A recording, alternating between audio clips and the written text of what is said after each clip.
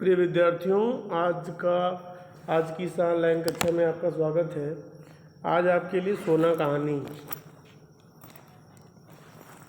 आज आपको सोना कहानी पढ़ना है। और इस सोना कहानी के अंतर्गत पहले हम सोना का संस्मरण की लेखिका महादेवी वर्मा के बारे में पढ़ेंगे और महादेवी वर्मा को पहचानेंगे। महादेवी वर्मा को पहचानने के बाद हम सोना कहानी का वाचन करेंगे। पृष्ठ संख्या 93, 94, 95 इन 3 पृष्ठों को ही हमें आज पढ़ना है। ठीक है, तो आइए चलते हैं। पहले संस्मरण की लेखिका का परिचय और उन्हें पहचानते हैं। देखिए, ये उनकी इमेज है महादेवी वर्मा जी का। हिंदी साहित्य की महान लेखिका है और छायावाद के नाम से हिंदी साहित्य का एक प्रमुख जो कालखंड है, उस कालखंड की प्रमुख कवयित्रियों में से एक,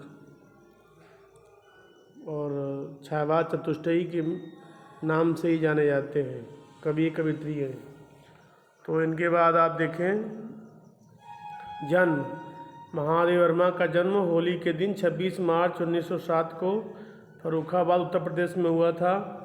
महादेवी वर्मा के पिता श्री गोविंद प्रसाद वर्मा एक वकील थे। माता श्रीमती हेमरानी देवी थीं। महादेवी वर्मा के माता पिता दोनों ही शिक्षा के अनन्य प्रेमी थे। महादेवी वर्मा को आधुनिक काल की मीराबाई कहा जाता है।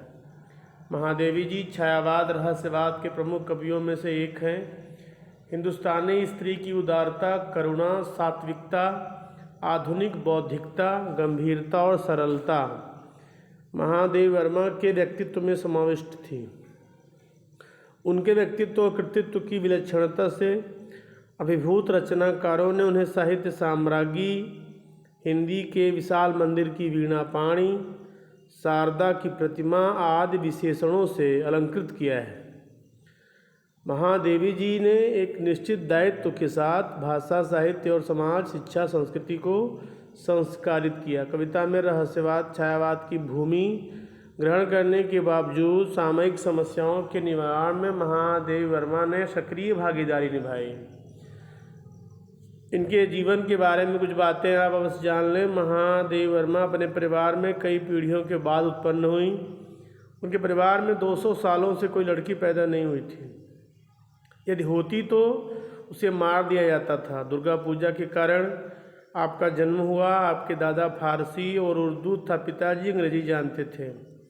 माताजी जबलपुर से हिंदी सीखकर आई थी। महादेवी वर्मा ने पंचतंत्र और संस्कृत का अध्ययन किया। महादेवी वर्मा जी को काव्य प्रतियोगिता में चांदी का कटोरा मिला था, जिसे इन्होंने गांधी जी को दे दिया था। महादेवी वर्मा कवि सम्मेलन में भी जाने लगी थीं। वो सत्याग्रह आंदोलन के दौरान कवि सम्मेलन में अपनी कविताएं सुनाती और उनको हमेशा प्रथम पुरस्कार मिला करता था। महादेवी वर्मा मराठी मिली हुई हिंदी बोलती थी। ठीक है, एक बार फिर से आप इनके जन्म की, इनके जीवन की, मृत्यु की प्रमुख विशेषताओं के बारे में जान लें।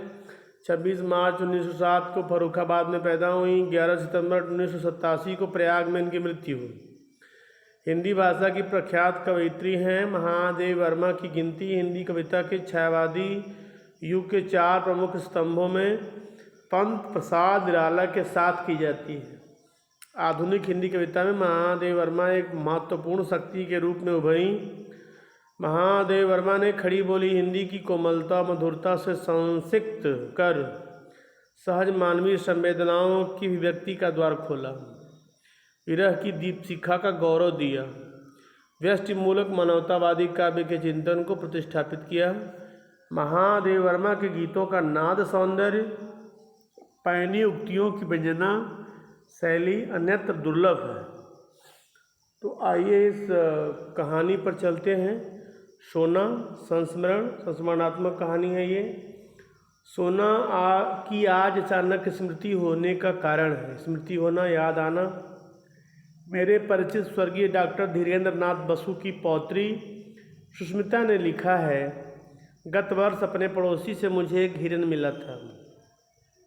बीते कुछ महीनों में हम उससे स्नेह करने लगे हैं, परंतु अब मैं अनुभव करती हूँ कि सघन जंगल से संबद्ध रहने के कारण, सघन मतलब घना, संबद्ध मतलब जुड़ा हुआ, स्मृति याद, विस्तृत मतलब लंबा चौड़ा।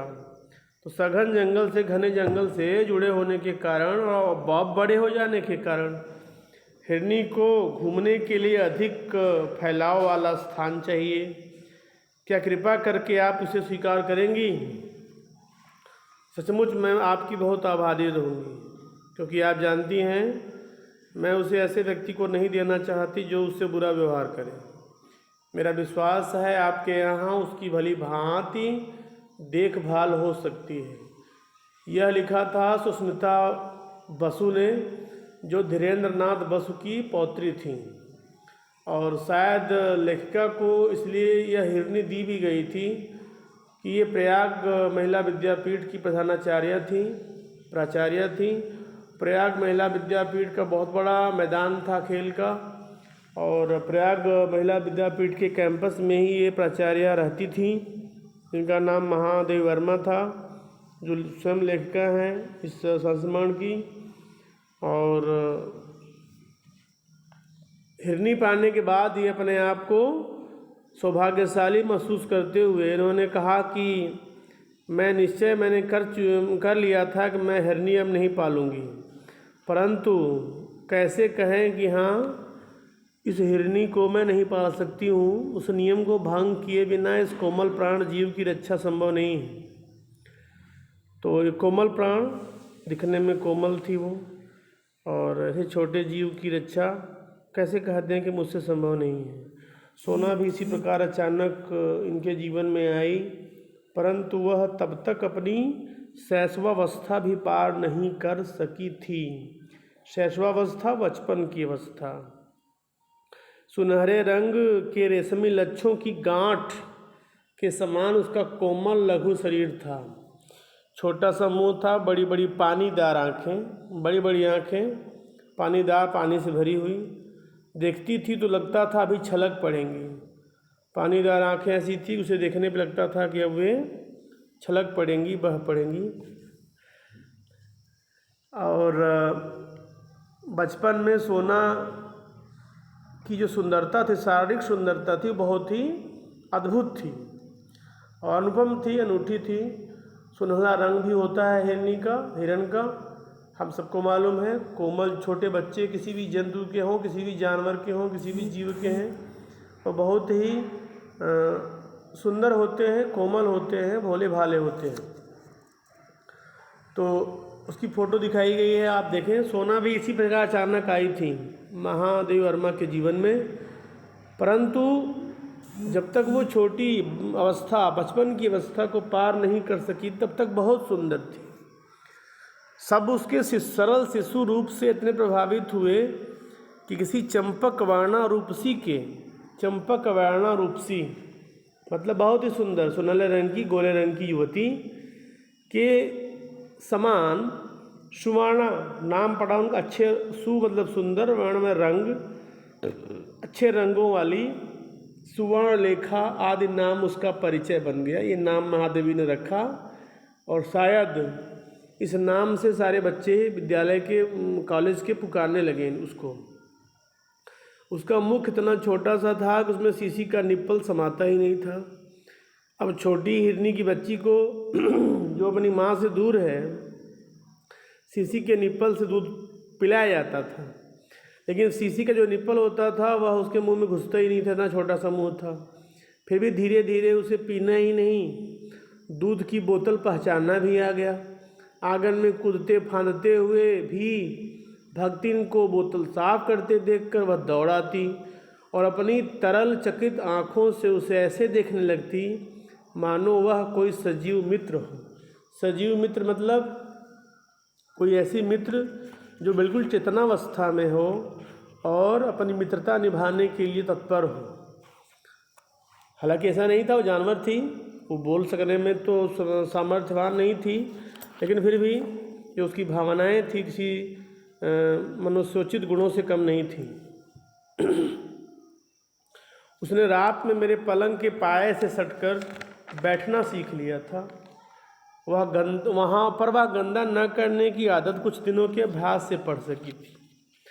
अंधेरा होते ही मेरे कमरे में पलंग के पास आ बैठती और सवेरा होने पर ही बाहर निकलती थी। मतलब जब कभी उसे मल त्याग करना होता था, उसे अभ्यास कराया लेखिका ने, तब वह जाकर के अभ्यास कर पाई, वरना लेखिका के बेडरूम में ही वह गंदा कर देती थी। और पलंग के पाए से हटकर बैठना सीख लिया था उसने। दिन भर का जो उसका कार्यकलाप था वह एक प्रकार से निश्चित था। एक जो उसकी रूटीन थी वह एकदम फिक्स थी। विद्यालय और छात्रावास की विद्यार्थियों के निकट पहले वह कौतुक का कारण है, कौतुक माने जिज्ञासा, कौतूहल का कारण रही, परंतु कुछ दिन बीत जाने पर वह उनकी ऐसी प्रिय साथिन बन गई जिसके बिना उनका किसी काम में मन ही नहीं लगता था। बच्चों के साथ में जो उसका जुड़ाव है, उसका लगाव बहुत ही अद्भुत हो गया, बहुत ही मनमोहक हो गया, बहुत ही आकर्षक हो गया। बच्चे उस हिरनी के बिना नहीं रह सकते थे। देखिए, चाहे कोई भी जीव हो, कोई भी जंतु हो, जानवर भी, जीव, कोई भी जीव जंतु प्यार की भाषा सब जानते हैं। यदि आप प्यार देंगे तो प्यार आप पालने के भी हकदार हैं। जीव जंतु ही आपसे बहुत प्यार करेंगे। तो छोटे बच्चों ने जो स्नेह दिया उस हिरनी को, उससे वह हिरनी भी इतनी रोमांचित हुई, उसे भी अच्छा लगने लगा बच्चों के साथ खेलने में, बच्चों के साथ बैठने में और रहने में। ठीक है, अब ऐसा उनका साथ हो गया कि हिरनी के बिना बच्चों का और बच्चों के बिना हिरनी का मन नहीं लगता था। दूध पीकर और भीगे चने खाकर सोना कुछ देर कंपाउंड में चारों पैरों को संतुलित करती चौकड़ी भरती थी। हिरण हैं, काफ़ी एनर्जेटिक होते हैं, उन्हें दौड़ने की आदत होती है, तो इनका छोटा सा कंपाउंड था, लेकिन उसी कंपाउंड में वह चारों पैरों को बैलेंस बना करके चौकड़ी भरती थी। छात्रावास पे पहुंच जाती, प्रत्येक कमरे के भीतर बाहर निरीक्षण करती। सवेरे छात्रावास में विचित्र सी क्रियाशीलता रहती है। कोई छात्रा हाथ मुँह धोती है, कोई बालों में कंघी करती है, कोई साड़ी बदलती है, कोई अपनी मेज की सफाई करती है, कोई स्नान करके भीगे कपड़े सूखने के लिए फैलाती है, और कोई पूजा करती है। तो यह छात्रावास की लड़कियों की जो दिनचर्या थी उसका ये सब अंग था। और उसी अंग के बीचों बीच यह सोना जा कर के उन्हें बहुत ही डिस्टर्ब करती थी। और इसके पहुंच जाने पर उनके दिनचर्या में एक नया काम और जुड़ जाता था। कोई छात्रा उसके माथे पर कुमकुम का बड़ा सा टीका लगा देती, कोई गले में रिबन बांध देती, कोई पूजा के बतासे खिला देती। मेस में पहुंचते ही छात्राएं ही नहीं, नौकर चाकर तक दौड़ आते। सभी उसे कुछ न कुछ खिलाने को उतावले रहते। उतावला रहना, उद्यत रहना, तैयार रहना, जिज्ञासा के साथ। परंतु उसे बिस्कुट को छोड़कर कम खाद्य पदार्थ पसंद थे। ठीक है, मेस में उसके पहुंचते ही छात्राएं ही नहीं, नौकर चाकर तक दौड़ आते और सभी उसे कुछ न कुछ खिलाने को उतावले रहते। परंतु उसे बिस्कुट को छोड़कर कम खाद्य पदार्थ ही पसंद थे। छात्रावास का जागरण और जलपान। अध्याय समाप्त होने पर वह घास के मैदान में कभी दूब चरती थी और कभी उस पर लौटती रहती थी। मेरे भोजन का समय वह किस प्रकार जान लेती थी वह यह समझने का उपाय नहीं है, परंतु वह ठीक उसी समय पर भीतर आ जाती और तब तक मुझसे सटी खड़ी रहती जब तक मेरा खाना समाप्त न हो जाता। कुछ चावल, रोटी आदि उसका भी प्राप्य रहता था। प्राप्य मतलब जिसे पाने की इच्छा हो, परंतु उसे कच्ची सब्जी ही अधिक भाती थी। घंटी बजते ही वह फिर प्रार्थना के मैदान में पहुंच जाती और उसके समाप्त होने पर छात्रावास के समान ही कक्षाओं के भीतर बाहर चक्कर लगाना आरंभ करती। उसे छोटे बच्चे अधिक प्रिय थे क्योंकि उनके साथ खेलने का अधिक अवकाश रहता था। वे पंक्तिबद्ध खड़े होकर सोना सोना पुकारते और वह उनके ऊपर से छलांग लगाकर एक ओर से दूसरी ओर कूदती रहती। यह सर्कस जैसा खेल कभी कभी घंटों चलता, क्योंकि खेल के घंटों में बच्चों की कक्षा के उपरांत दूसरी कक्षाएं आती रहती थीं। कहने का मतलब ये है, छात्रावास हो चाहे वो कॉलेज हो चाहे लेखिका का आवास हो, चाहे उनके भोजन करने का समय हो, चाहे छात्राओं के साथ उसका समय बिताना हो, यह सब उसकी व्यस्ततम दिनचर्या में एक हो गया था। और लेखिका के प्रति स्नेह प्रदर्शन के उसके कई प्रकार थे। बाहर खड़े होने पर वह सामने या पीछे से छलांग लगाती थी और मेरे सिर के ऊपर से दूसरी ओर निकल जाती थी। प्राय देखने वालों को भय होता था कि उसके पैरों से मेरे सिर पर चोट न लग जाए। जो देखते थे तो उन्हें लगता था कि कहीं हिरनी के उछलने से लेखिका के सिर पर चोट न लग जाए, डर जाते थे। परंतु वह पैरों को इस प्रकार अपने सिकोड़े रहती थी कि मेरे सिर को इतनी ऊंचाई से लांघती थी कि चोट लगने की कोई संभावना ही नहीं रहती थी। भीतर आने पर वह मेरे पैरों से अपना शरीर रगड़ने लगती। मेरे बैठे रहने पर वह साड़ी का छोर मुंह में भर लेती थी और कभी पीछे चुपचाप खड़े होकर चोटी ही चबा डालती थी। डांटने पर अपनी बड़ी गोल और चकित आंखों में ऐसी अनिर्वचनीय मतलब जिसे कहा न जा सके, जिसका वर्णन न किया जा सके, जिसके बारे में कुछ ज़्यादा बतलाया न जा सके, अवर्णनीय भी कह सकते हैं इसको। तो अनिर्वचनीय जिज्ञासा भर कर एकटक देखने लगती कि हंसी आ जाती। यदि सोना को अपने स्नेह की अभिव्यक्ति के लिए मेरे सिर के ऊपर से कूदना आवश्यक लगेगा तो वह कूदेगी। मेरी किसी अन्य परिस्थिति से प्रभावित होना उसके लिए संभव ही नहीं था। कुत्ता स्वामी और सेवक का अंतर जानता है और स्वामी की स्नेह या क्रोध की प्रत्येक मुद्रा से परिचित रहता है। स्नेह से बुलाने पर वह गदगद होकर निकट आ जाता है। क्रोध करते ही सभीत मतलब भीत से युक्त, भीत सहित डर जाना, सभीत कहते हैं डर के साथ, और दयनीय बनकर दुबक जाता है। एक और पालतू जानवर कुत्ते की बात कर रही हैं कि कुत्ता जो होता है वो स्वामी और सेवक, स्वयं को सेवक मानते हुए वह स्वामी सेवक के बीच का जो अंतर जानता है। जब कोई उसका स्वामी प्रेम की मुद्रा में होता है तो वह चिपक जाता है, और जब उसका स्वामी गुस्से की मुद्रा में होता है तो वह उससे दूर चला जाता है। कभी प्यार से बुलाने पर वह निकट आ जाता है और जैसे ही देखता है कि मेरा मालिक क्रोध में है और डर करके वो भाग जाता है और दूर से खड़े होकर के इस तरह दृष्टि डालता है स्वामी के ऊपर, स्वामी को दया आ जाती है, उसे फिर से बुलाने लगता है। तो इसी तरह से हर जानवर स्नेह की भाषा को समझते हैं, स्नेह की भाषा को पहचानते हैं, जानते हैं। और पर हिरन यह अंतर नहीं जानता, अतः उसका अपने पालने वाले से डरना कठिन है। लेकिन हिरन के साथ में यह है जंगली जानवर है, डोमेस्टिक एनिमल तो है नहीं, वो वाइल्ड एनिमल है। तो उसे यह नहीं पता कि उसका स्वामी कब गुस्सा हो रहा है, कब खुश हो रहा है। लेकिन कहती हैं यदि उस पर क्रोध किया जाए तो अपनी चकित आँखों में और अधिक विस्मय आश्चर्य भरकर पालने वालों की दृष्टि से दृष्टि मिलाकर खड़ा रहेगा। कहते हिरन का स्वभाव कह रही हैं, उसे नहीं पता कि उसका मालिक गुस्से में है या क्या है, वो निगाहें मिलाकर के खड़ा रहेगा और आश्चर्यचकित नज़रों से आपको देखता रहेगा, मानो पूछता हो, मानो उसकी आंखें स्वामी से पूछती रहती हैं क्या यह उचित है। वह केवल स्नेह पहचानता है, स्नेह मतलब प्रेम, प्यार, लगाव, अपनापन, जिसकी स्वीकृति जताने के लिए उसकी विशेष चेष्टाएं हैं। अर्थात हिरन को ये नहीं मालूम कि वह उसका स्वामी, उसका मालिक उस पर कब गुस्सा कर रहा है, उस पर कब क्रोध कर रहा है, कब उससे नाराज़ है। वह इतना ही जानता है कि प्रेम की परिभाषा क्या है, प्रेम का प्रदर्शन कैसे किया जाना है और प्रेम जताना कैसे है, और उसकी स्वीकृति भी जतानी कैसी है, यह उसकी विशेष चेष्टाओं के अंतर्गत आता है। इस तरह से प्यारे बच्चों, आज के लिए आपको इतना ही पढ़ाया जा रहा है। पाठ के दूसरे भाग के साथ मैं कल फिर से उपस्थित होऊंगा। तब तक के लिए मैं आपसे विदा लेता हूँ। धन्यवाद।